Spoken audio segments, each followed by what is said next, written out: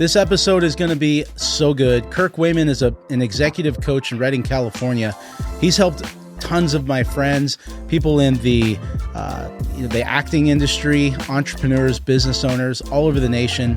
You're going to love it. He's going to share tons of tactics and tips on how to not only become great in your trade, but also to have a ton of purpose and to be excited to get up in the morning, even when things are hard. So you're going to love this episode. Please make sure to like, subscribe, and comment. Without further ado, this is Kirk Wayman.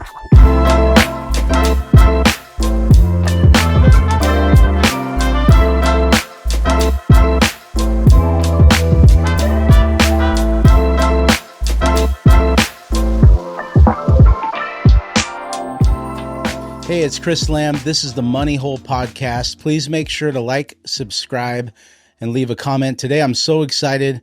I've got my good friend here, Kirk Wayman. Thanks for being here, bro. You bet, Chris. It's been a long time. We haven't had a chance to connect yet. I know, and this is a great place to do it, right? And live in front of everybody. Yes. It's actually been the way I've done it with a lot of people. Like, man, I'd love to hear your story. Would you mind just doing it on a podcast? We keep talking about getting coffee and yeah. But thanks for being here, man. So just for everyone that's watching this, what do you do right now? Like, what would you call the type of coaching you do? Well, we often refer to it as an executive coach. Yeah. And it's really focused on business leaders. And that can be anybody who's starting, building, or scaling a business. And we want to help them do that in a way that'll get them to the spot where they can really thrive, both their business and them as a leader inside of it. That's cool. Before I ever met you on a personal and professional level, I heard about you for years. I had so many clients and friends who told me how much you helped them in their business. And now that you're creating content too, and we'll definitely put your stuff on the podcast. I've seen a lot of your clips, and I'm really excited to chat with you today. So this is the Money Hole Podcast, and the basically what we try to talk about is people's belief systems around money and what it means to have it all or being whole. Having a great marriage, having, liking who you are, getting paid well, managing your money. And obviously you've seen this, that people run to extremes in all these areas, and it creates a lot of problems in their life. So one of the questions I like to ask people is what your belief systems around money were at a young age, So I was raised in a family that was middle class by every stretch of the imagination, and we're a pretty good sized family. So we had a lot of needs and pulling on us. And so we lived in this very thrifty way. There was always enough, but there wasn't extra. Mm-hmm. And we got used to how to live and be happy in that ecosystem. But that was my normal. And so I had no other frame of reference. And then my dad was able to teach us how to save, how to make just having enough work. And what's amazing to me is over the course of his life, he's totally made it work.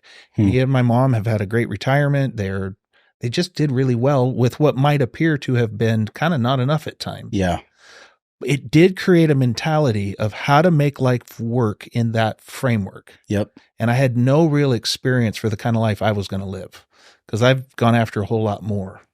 So they may not have had a lot, but you saw them model stewardship, absolutely, and managing what they had really well. Yep. Things like one of the great attributes of people who do this is they are very good at fixing things themselves. Yep. The DIY, right? Oh yeah. And it's fantastic. And I can remember a few years ago, my brother and I we're out doing professional work and we're working all the time, and I don't have time to fix things anymore, but I still feel obligated to, because it's what we do. Yep. And he and I were dialoguing about that and how at this point, when we go to try to fix something, we don't do it all day, all the time. We're not in that world anymore. Mm-hmm. And we actually make it worse now. Yes. But we still have this, right? Yeah. But there's still kind of this moral obligation that's the right thing to do. Yep. And then I find this bleeding into how I run my business. And I work with this with a lot of clients where we're doing DIY stuff inside of our businesses as well. We're building our own websites, doing our own books, doing everything ourselves. It's not how to make money. No, I think that's a big lesson we all have to learn is, how to stay in our lane. Yeah. I remember when I hired my first landscaper.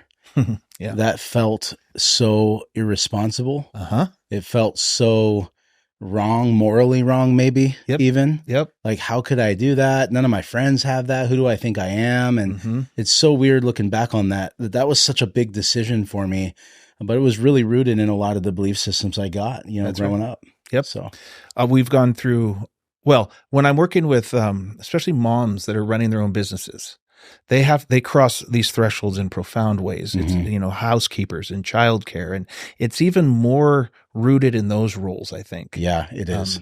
And it's just quite a thing is this even okay? Yeah. And I think largely what we're dealing with is not a moral structure. It's just a familiar, unfamiliar.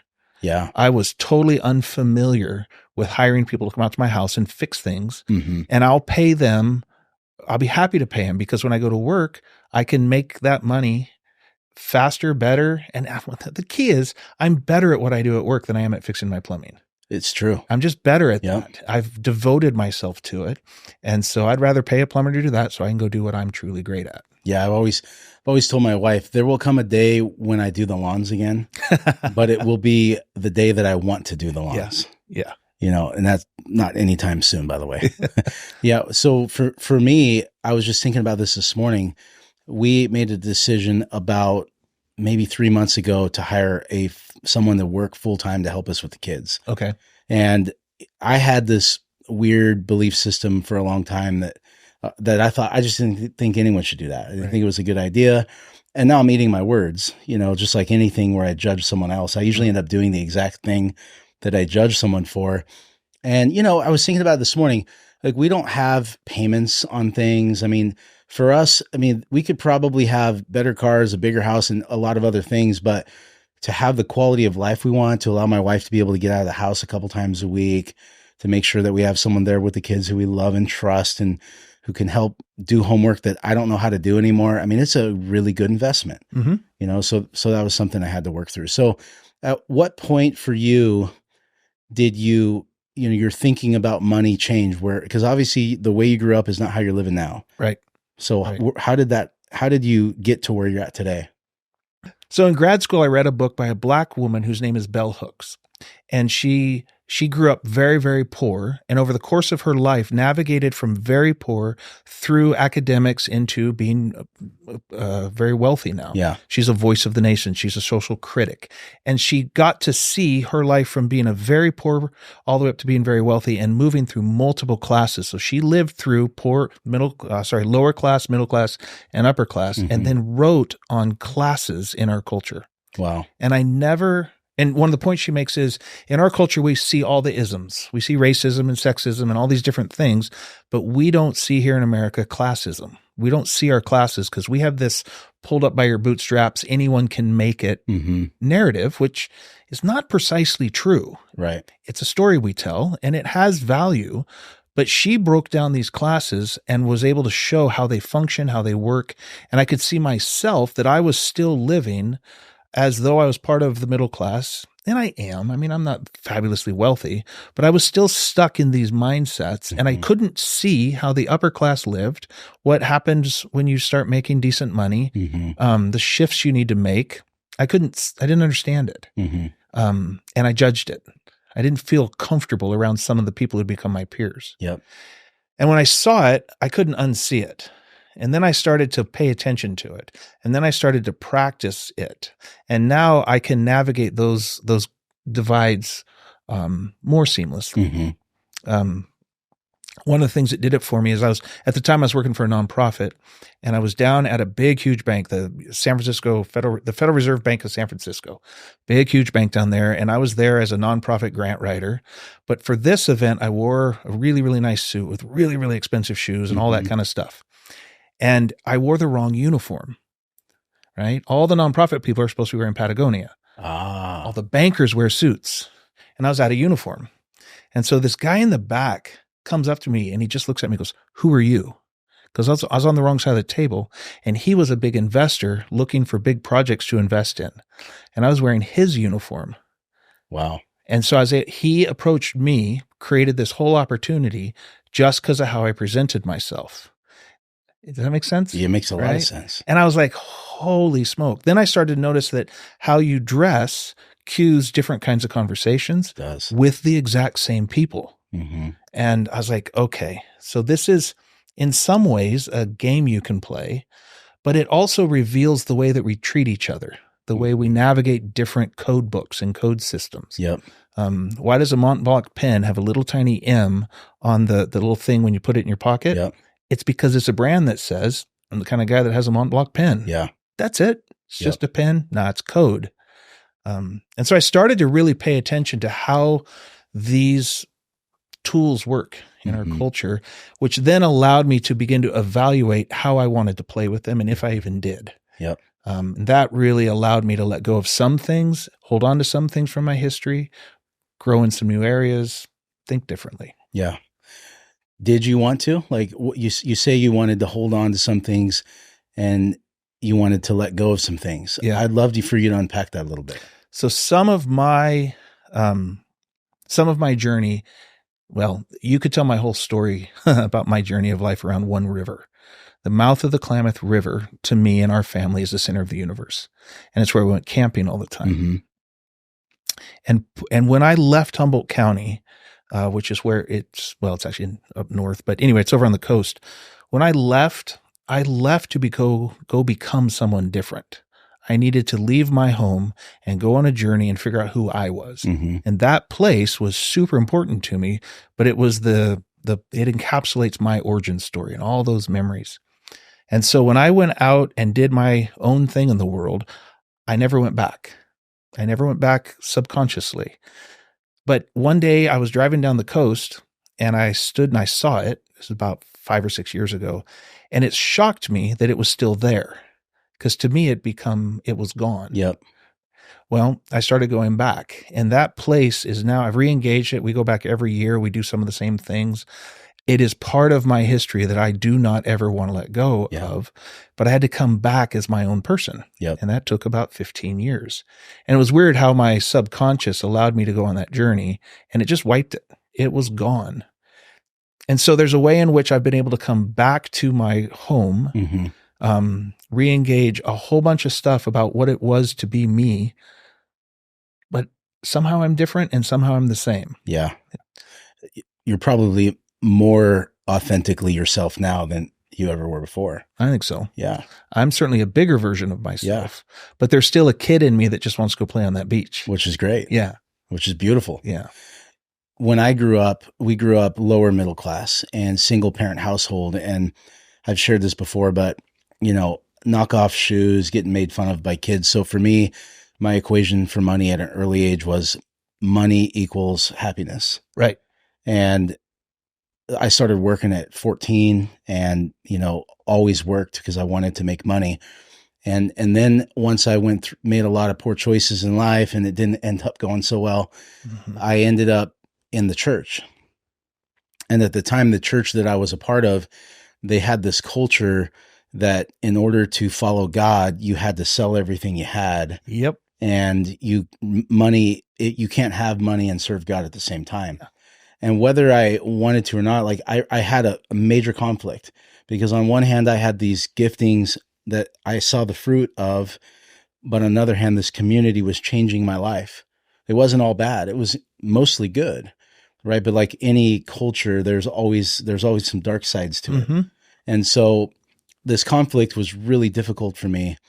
And I remember I went to a conference. It was a non-church conference. It was actually a Tony Robbins Unleash the Power Within. I walked on hot coals. It's just a different church. It's a different, there's so much truth to that. We can go back to that because he's like a incredible believer right now that's probably going to be single-handedly one of the most important people in the child trafficking movement. Oh, I didn't with know this that. new movie coming out. Yeah.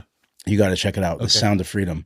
But anyways, so I ended up going to this conference and he said to me, or he said to us, wasn't Tony talking directly to me. He said, there's belief systems we have. And I know you coach a lot on that because I've heard it on your podcast. He said, usually the belief system you have is the thing that's dominating your life. And the antithesis of that belief system is probably closer to the truth. And so I was like, man, what are they? I mean, most of the time we don't even know what they are. But I ended up finding a couple of them. And one of them was, I cannot serve God and have money. Right.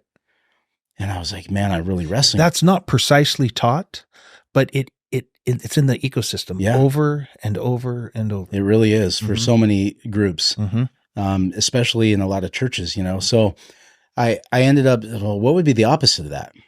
And I was like, I don't know how to. And so what came to me was I would learn to serve God in ways I never would ever if I didn't have money. Stewarding. So in other words, the process of learning to steward wealth would teach me how to trust God in ways that I wouldn't any other way. Okay. And, hindsight looking back now, I'm going to tell you that was absolutely the truth. Like when you start going into the world of finance, like it will make you or break you. It really reveals what's inside of somebody. I heard someone say one time, adversity and prosperity will always reveal the true character of a man. And so I think that fear keeps so many people. Keeps us in the middle. We don't want either. This is safe. Yeah, life is lived between the tension of chaos and order. Totally. Between the known and the unknown. And so many people stay there, and it's you got to take some chances. You got to move. You got to go. Yeah. There's so many. It's one of the common themes that we coach to is the person that has gone after money. Money makes you happy, and it's making money is doable. And so they go out and they have a number in their mind or an idea in their mind, and then they exceed it, and they just make we'll call it a ton of money. Yep. And then they're like, but it didn't fix the problem. No. Right? We like to say the only thing worse in life than not getting what you want is getting it. Yep. Because that shatters the illusion that it was going to make you happy. Yep.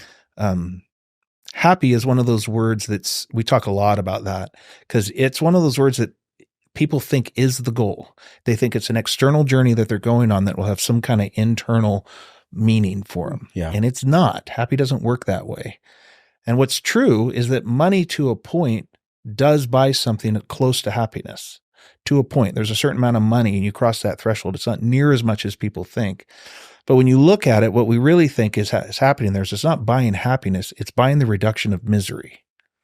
And reducing misery is probably a really great idea. Yeah. And it also buys you options, right? It buys you options. And options can be a really good thing. I mean, so many people. But there's a burden involved. There is a burden involved. Yeah. And I think for a lot of people, 80% of the country lives paycheck to paycheck right now.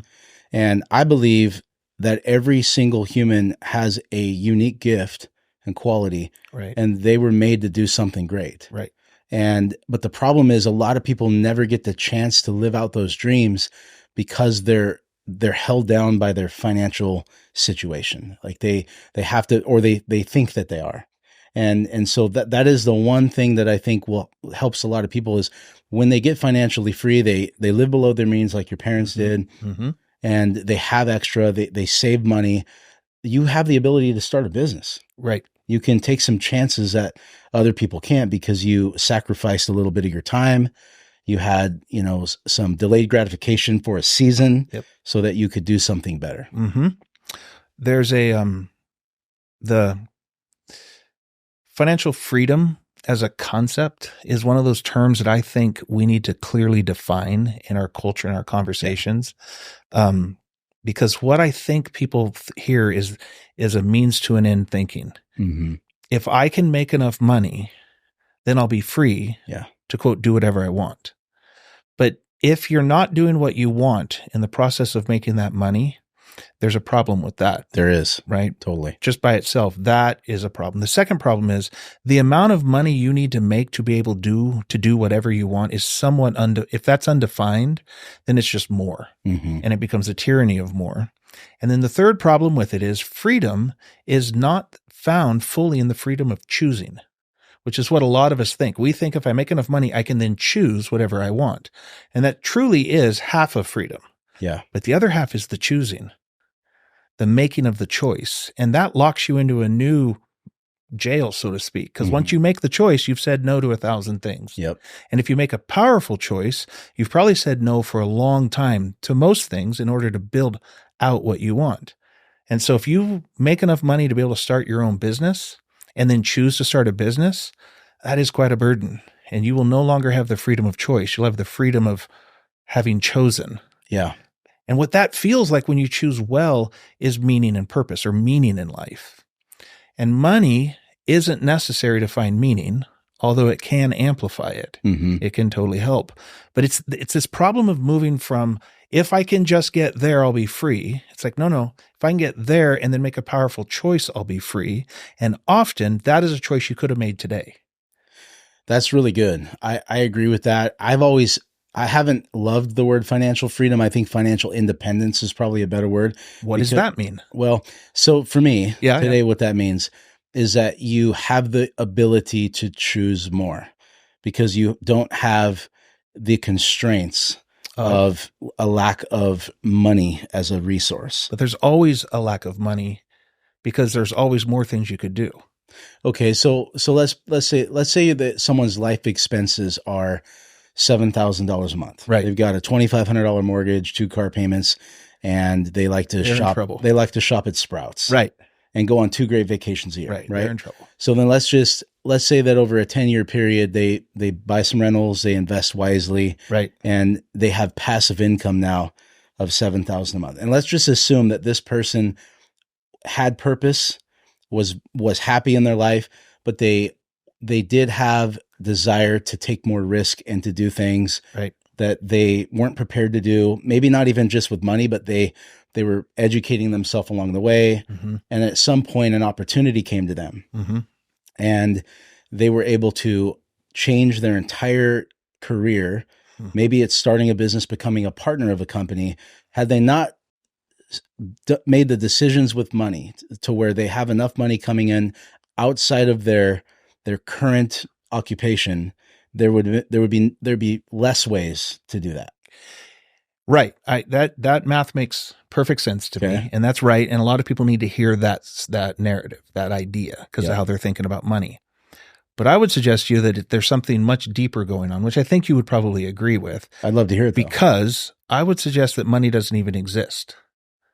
And so the key to all of that story couldn't possibly be something around money, because money doesn't exist. And we know that because you can't find it anywhere in the world. What is it? And when you dig into money, what you find is money is just trust at its core. It's just, we trust that this thing that we say is money has value. It's like the inch. Money doesn't exist in the same way an inch doesn't exist.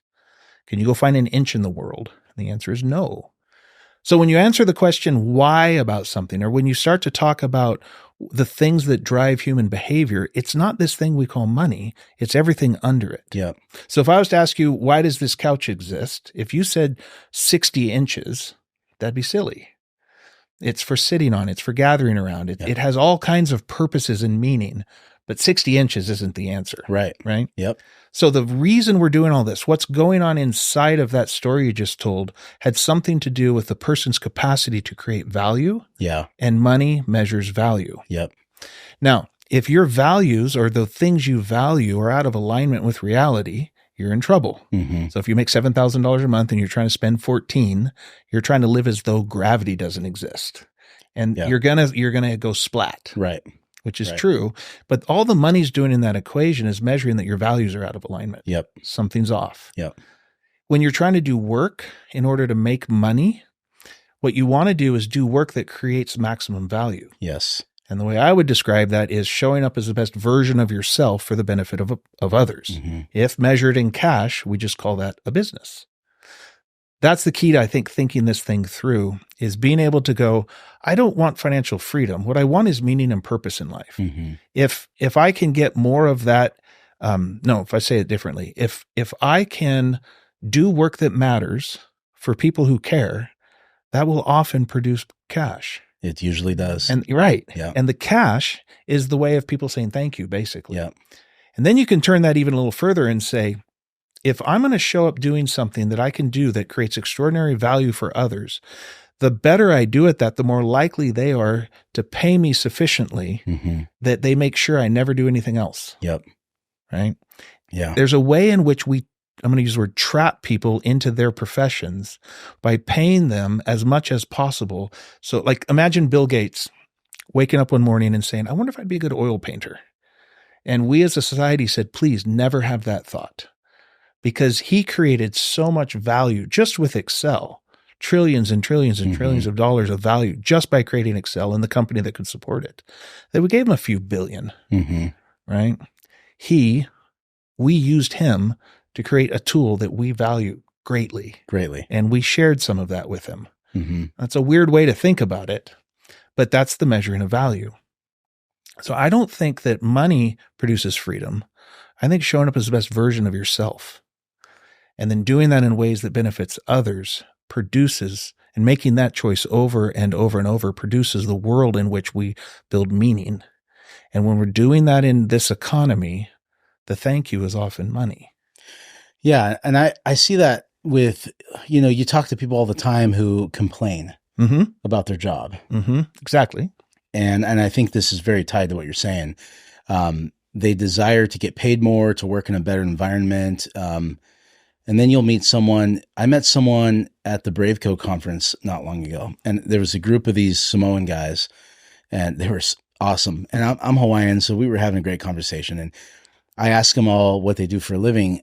And sometimes I feel weird even asking that question, but I wanted to know because these guys, there's these big burly dudes. And I think one of them was a professional ball player. And I get through and the last guy says, right now I'm delivering pizza. And the way that he said it was with so much pride. And he was like, I'm trying to figure out, what I really want to do. And right now I'm delivering pizza. And he said it unashamedly.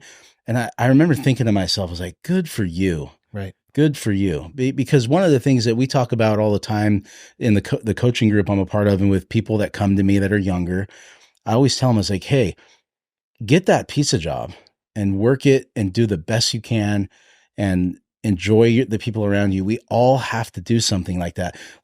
But I think what I hear you saying is like figuring it out as early as you can, that it's about adding value every single day to everyone you can. Right. If that is your purpose in life, you're going to be free regardless of how much money you have, but it's likely that money will follow. The byproducts of that are often, it's about learn. And then the component of that, I'll say it this way. A lot of people when they're young are trying to figure out what they're passionate about.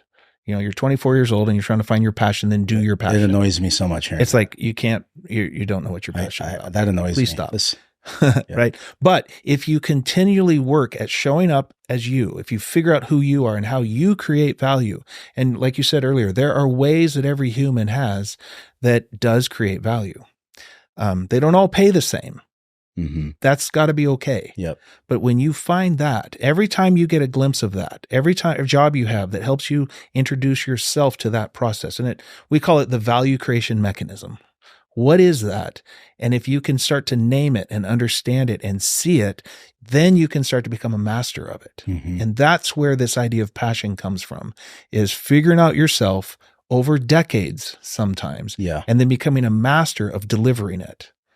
I think of this as finding your potency. And potency has a concept that includes subtraction. To get to potency, things are being taken away. There's a lack going on. There's a scarcity. There's a giving up. There's a letting go. That's not me. That's not me. I'm only good at that. I'm not great at that. And you're consistently recognizing your lack. At the same time, you're finding the one or two things, maybe 4 or 5, that you're absolutely have in abundance. You have tons of. It's so natural for you. It's not expensive. But if you're not going after something, it's going to take you a lot longer to figure that out. That's right. If you ever do. The sooner you start, the better. Yeah. And I don't think you ever get done. No, I don't think you just, But you just keep following on that journey. You just keep following the fruit and the signs. Okay. So that I agree with everything you just said, because, one of the things that I like Dave Ramsey a lot, but one of the things about his program that I feel could be better, and I'm saying this nicely, is he seems to deal with a lot of behavior. He does. And what I've learned in 22 years of thousands of clients buying homes and seeing everything over years and years and seeing how it affects their life is that behind people's behavior, there's always brokenness, there's always belief systems, and you can fix the behavior for a season. But I know of multiple people who went through Dave Ramsey's program and got debt free, and they're back in debt. Right. because it didn't get to the root. Right. So for me, when I think about, and part of it was why we called this money hole, is like, you can't just deal with money. Right. If you're trying to become somebody who genuinely likes who you are, you love yourself, and you feel like you have a purpose, and you're going to have great friendships. You're going to have work on your marriage. You're going to have to work on being a good parent. You're going to have to work on rest, nutrition, your body. Like, it is a holistic approach. So what are your thoughts on that? Yeah. You laid a lot out there. I also find Dave Ramsey to be annoying. I'll go further. I'm like, this stuff worked in the 50s. Okay. Let's be fair. There's nothing wrong with his principles, but it's the same critique. Yeah. And I work with a lot of people who are trying to run businesses on Dave Ramsey principles. And I'm like, we want to have a whole different view of debt. Yep. Right. We want to have a whole different view of, and yet I do know it does work for some people, and that's fine. The idea of a balanced life is a tricky one. Yeah, it is. It's the notion of balance to me is it's a specific metaphor. There's a sense of a teeter-totter and keeping things in balance, which isn't really what I think people mean when they say this, but it is the metaphor. But it causes, I think, a breakdown where I have to have some sort of equal capacity or equal focus on all these different things. Mm-hmm. And I think that's seasonal in times of life. So I tend to shy away from the idea of balance, although so do I. It can be held in a way that I think is really valuable. Yeah. Because what I think we're really talking about is focus. Yeah. How do we know what to focus on and when? Because we only have so much attention that we can give, and we want to give that to the right things at the right time in the right way. And you probably can only focus on 1, 2, or 3 things at a time. And so there's the difference between abs and a dad bod is not work-life balance. It's focus. It is. Yeah. And I think you got to pick where you focus. Yep. And I think that's allowed to change over different seasons of your life. Absolutely. But I'd much rather see people think about it through that lens. And then when you insert the balance, what you find they're actually talking about is, I think what we're saying is we need to have 5 or 6 things that we're focused unequally on, but don't forget them because they matter. Yep. Well, one of the last things I wanted to talk to you about is, and I think it's totally in alignment with goals and work-life balance, even though we would agree that I don't necessarily love that metaphor either. But you were, one of the things in a lot of these coaching and self-help groups is a vision board. Yeah. And I saw a video of yours recently where you said, well, what about a nightmare board? And at first I laughed really hard. But then I listened, and it not only did it make total sense to me, but that's my experience. Like, I will not do anything for a vision board.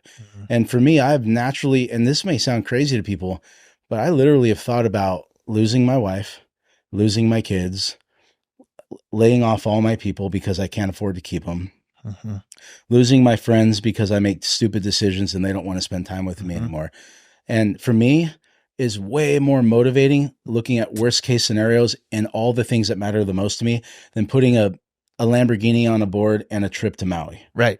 Yeah. The other thing about that idea, so you're absolutely right. Being able to see a worst case scenario and not pre-live it. That's what anxiety is, pre-living those kinds of failures. Yep. Don't do that. But you can look at them. Yep. And then that helps us understand that when we see a best case scenario, those two things probably have equal probabilities, right? Yep. So that's interesting. And that we actually need to put our vision somewhere in here. So that's one of the benefits of it. Another benefit of doing a nightmare board or thinking through fears is to recognize that some of our fears are not going to happen.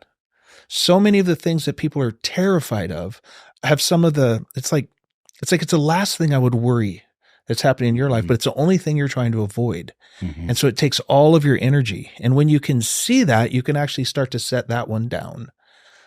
There's also some of our biggest fears get built. They're huge in our mind. Yeah. They get overwhelming. Yep. And yet if we can write them down and look at them, you can see, well, gosh, I could mitigate that in these 3 ways, de-risk this situation significantly. And now I might be willing to actually take a bigger step forward because this fear has now been seen, brought in, looked at, and planned for. And you can really do a lot of work by learning how to dance with your fear. That's super powerful. Lots of people are trying to become fearless. Mm-hmm. We have the brands. Taylor Swift has a song, and it's cute. It's fine. But the only person that's actually fearless is a drunk at a frat party. And that is not somebody you want to follow or emulate. Yeah. What Will Ferrell comes to mind. Yeah. What they have is temporary invincibility. Yeah. Fearlessness is not helpful. No. What we want to do is learn to dance with our fear because it's there to teach us something. It's for something. And I think people who get good at that kind of a process actually learn how to lead that dance. Yeah. And that's what we mean by overcoming the fear of failure, not never fearing failure again. It's actually going, oh yeah, that fear is for something, in the same way that I think goal setting is for something. Mm-hmm. But a Lamborghini and any external motivated goal that you would establish that doesn't motivate you, it's probably more like an escape fantasy. It is. And you won't suffer for that. So. Okay. So want me to wrap it up? Mm-hmm. Okay. Oh, that's it. There's probably a few in there. I'm hoping. Yeah, this has been good, man. All right. Well, Kirk, dude, thank you so much for being here with me. I feel like I learned a lot, and I'm looking forward to connecting with you more. And I'm sure that we'll get some great comments out of this. So, hey, if you enjoyed this podcast, please make sure to like, subscribe, and leave us a comment or ask a question. It will really help us out a lot. Hope you guys enjoyed this podcast. Have a great day.